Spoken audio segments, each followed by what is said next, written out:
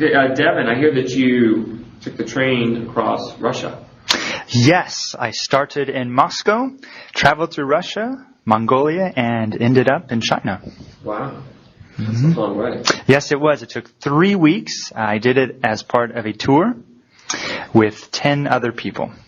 Man, that's a cool trip. That must have cost a lot of money. It did cost a lot of money, but not a lot of people can say that they have done that. Yeah. So I researched the trip several months before I actually took it. A friend and I did it together, and there was one other American, and the rest of the people were from Switzerland. Okay. Cool. What was the landscape like? A lot of it was flat, and for miles around you could see absolutely nothing. Really? And as you got into Siberia, there was scattered trees, and when we got into Mongolia, you could see some camels every once in a while. Oh, wow. But besides that, there was a whole lot of nothing. Wow, just wild camels. Wild camels around the drinking hole. Really? Yes, saw that more than once. Man.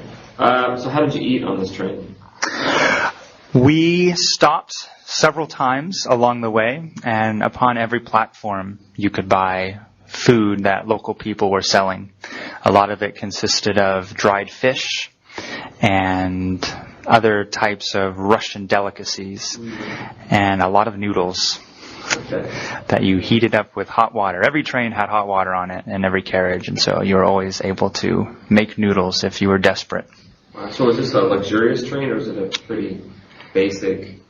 It was pretty much the most basic you could get. There were no animals on board, but sometimes they were coal heated, so it was very basic. Wow. Would you do it again?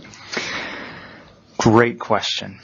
Would I do it again? Yes, I would do it again, but I would wait several years to do it. One, because it does cost a lot of money, and two, because there are many other things to see. Okay. Great. Thanks a lot, Devin. You're very welcome.